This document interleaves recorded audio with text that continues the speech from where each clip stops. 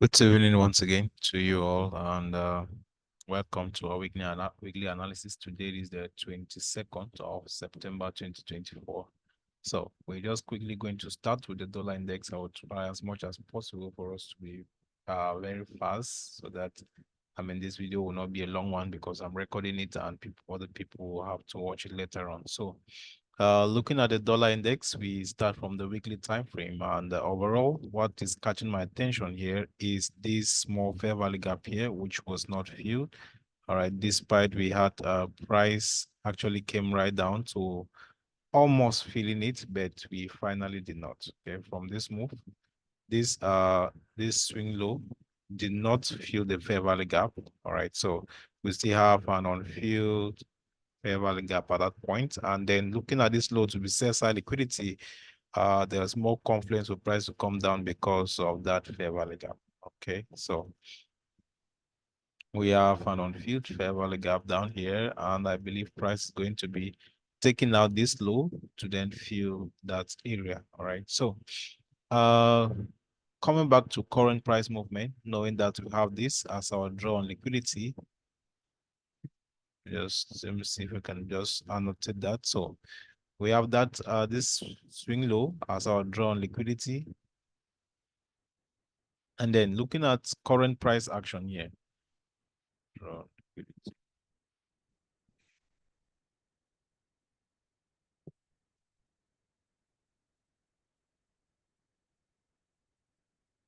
All right, so let's come back close to this area. So for about a month now, after price took out this swing low, price did not just drop down directly to take out this low. We had to push back into internal range liquidity in the form of this CB. All right, so price filled this fair value gap. We talked about this, and after price filled the fair value gap and the way this candle closed, we knew that price is likely going to be expanding to the downside. But for the past 2 weeks, price have been actually been contracting, all right? And you know from what I've been telling you that after every contraction comes an expansion, right? It's just normal to see price like that. Every contraction comes an expansion.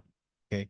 After every contraction comes an expansion. It's just like the moment prices are accumulating, what next that is supposed to happen is a huge expansion, and it's always happening in line with where prices are being drawn to, right? So like we have here, this was a bearish contraction. I think this was the last week before last. So we talked about this and we say we're expecting price to expand to the downside, likely taking this low and further down to also trying to take this low into that fair value gap. So this week, we still expect more down push, more push to the downside on the dollar index. So let's check the daily time frame. Now, looking at the daily time frame, Thursday did a beautiful delivery coming back up to rebalance this area where we had this fair value gap and coupled with the two volume gaps around this area. So we had a very nice internal range liquidity here, volume gaps plus this fair value gap here. Price came back up to it and we had a nice rejection back to the downside. We had a nice rejection back to the downside, and this Thursday closed a heavy bearish candle, and then Friday came into close as a contraction. So at this point, what I'm expecting is to get now an expansion to the downside. So even Friday closed a contraction, and the entire week closed a contraction, because if you notice, you will see that the entire week was just trading around this area, right? This was the high of the week and this was the low of the week, but all the bodies of the candle was just accumulating around this area. That's why we're having a contracting candle on the weekly time frame. So what we're expecting is price to at least expand to the downside to where we have our draw on liquidity. All right, that's the overall direction that we are looking at for on the dollar index. More sales. Let's check 4-hour time frame. Now, 4-hour time frame, price is actually accumulating. You can see that accumulation, but we don't expect price to buy again because we already had a very nice sell set up from this point, which means for swing traders, they got their sells from here, all right, and they're actually holding till taking profits right down here. So I will not really say I want to see price trade up again this much. I won't say that. So probably Monday we'll just start expanding to the downside, or if we happen to at least take a high from here or these two highs, we're going to check the 1 hour time frame to see if we'll have, if these two highs can be like inducement to some key level. That won't be bad if price take them before dropping, right? It depends if this is a rejection candle and it's having another block on a much lower time frame. Let's just take 1 hour and see. All right, good. So 1 hour time frame, we have a fair value gap here. So we notice 4 hour is giving us a rejection block, and within that rejection block, we're having a 1 hour order block. So it's possible that Monday, maybe Tuesday, we'll try to set up the high of the week around this area, right?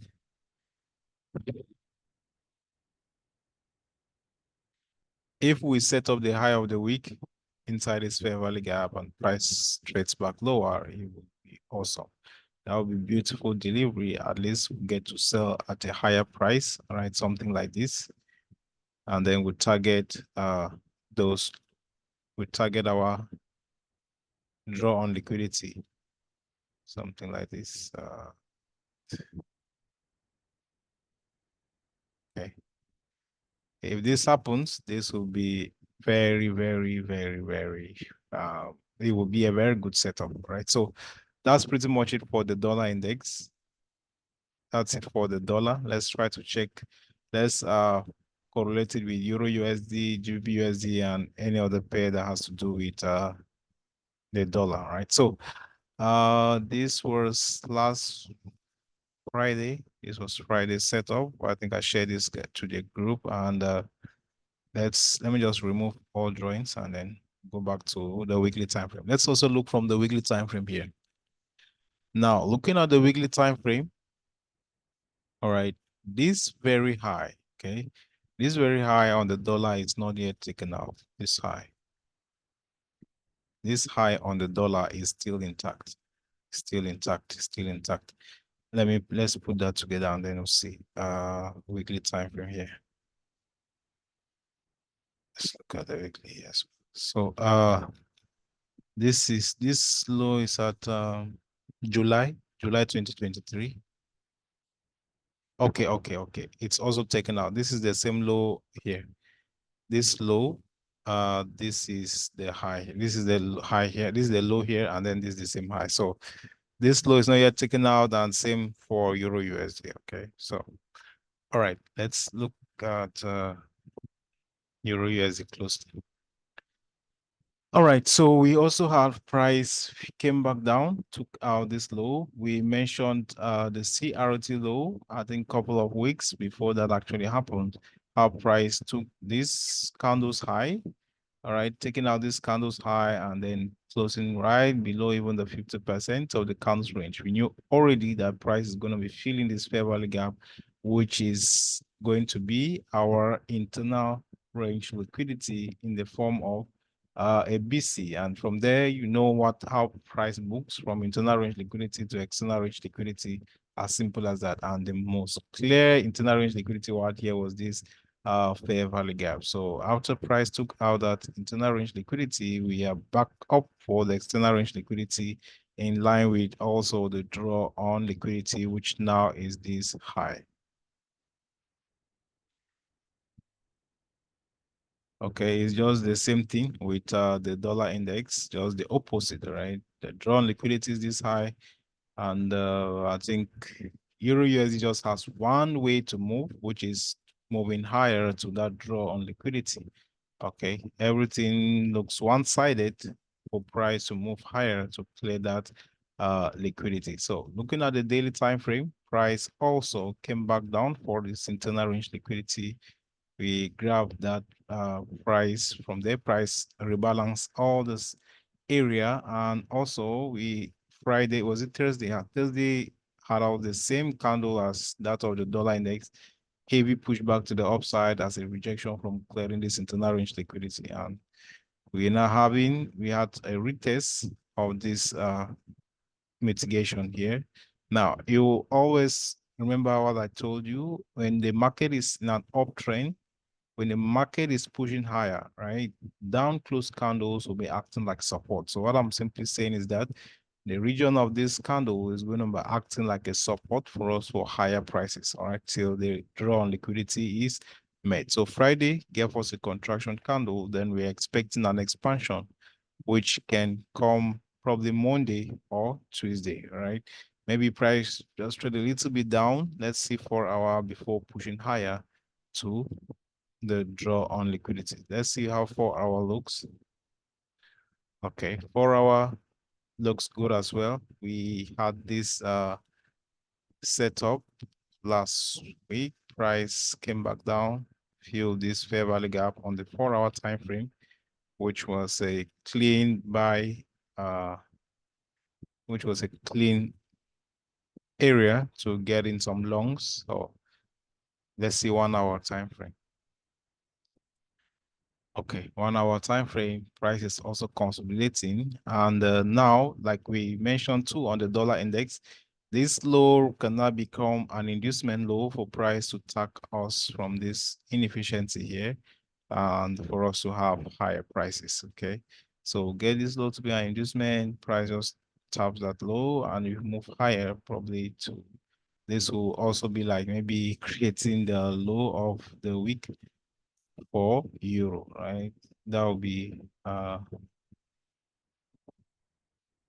that will also be good. All right, at least if we'll get some longs at that point, that will be that won't be bad, right? So till our draw on liquidity is met and even right up to this point. So okay.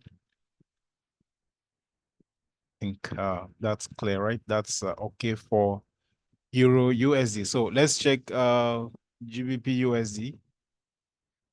Now, let's look at this together now. Let's see Euro USD and the dollar index. How they look both on the 1 hour time frame, just as we have. Okay. All right. So I think they look the same, right? So we just have to watch out for if we're having any SMT before hitting these key levels, right? We have any SMT before hitting those key levels, that will be something to look out for. Okay, so Euro USD is simply just the opposite of the dollar index.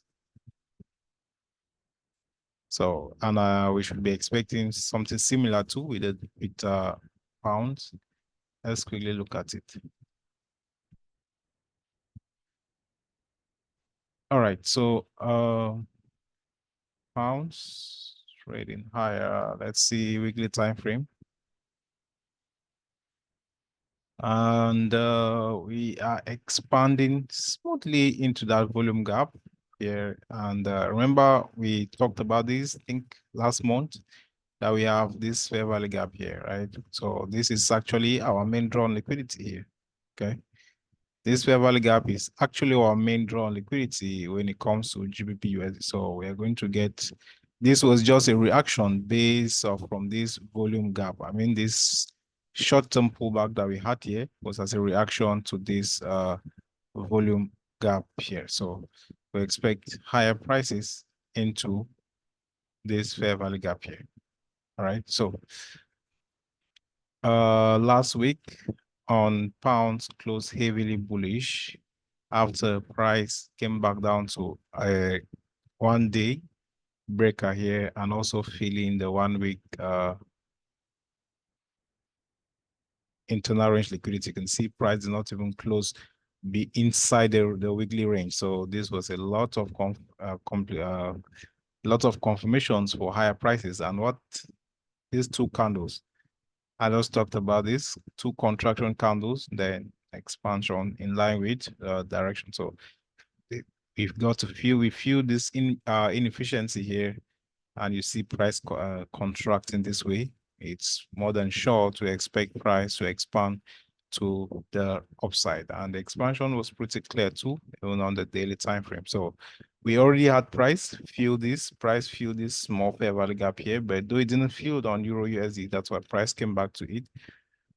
All right, so we had price fill this fair value gap. I think you can see that with a couple of pips. So, and then it expanded to the upside. And it would just be natural for you to expect more higher prices, right, from there. So we had a pushback down, the following day, higher, and so on. So in a bullish market, down close candles will be acting like support. So that's our support. We want to see price get some support from that other block there. And then up to our fair value gap. Okay. That's for, let's check daily 4-hour time frame. All right, 4-hour time frame, we can try refining this to this other block, which was not really mitigated, I think. Yeah, price did not touch it. So that's a good area, maybe to expect price to come back to it. And also that 4-hour other block has to do with 1-hour fair value gap, which is similar to what we have seen on Euro USD and the dollar index. So we can have these two equal lows here as some kind of inducement lows, and price should maybe clear them out, tap us into this key level, give us some bullish confirmations, and then we get in some longs to push price higher. Okay, so that's for pound, that's for cable. So let's look at gold. All right, so gold is pushing higher, and I don't see any signs for reversal at the moment. So we have to stay bullish on gold till we start seeing any symptoms for a sell. Let's go to the weekly and the daily time frame. So you can see the weekly time frame keeps pushing higher. And unfortunately, price did not actually fill this fair value gap here, which was supported by another block on the lower time frame. We'll look at that. So I was expecting to see price fill this fair value gap before we pushed higher, but it did not happen on the weekly time frame. But there was a reason for that on the lower time frame. And just with the close of this candle, you will know that probably the next week is going to be pushing more higher, right? So even with this one, I still expect more higher prices on gold. Though this is already at the all-time high, I feel like price might even get some resistance, maybe around 3,000 per ounce on gold, right? So, but that's too far for the moment. We can expect a pullback before then. If gold is trending higher, you can only sell if you have a proper signal, right? So internal range liquidity to external range liquidity, that's the way the market books, and it keeps booking like that too. That's just vice versa, internal to external, external to internal, internal to external. So it's let's just say we open price push up to somewhere 6,500.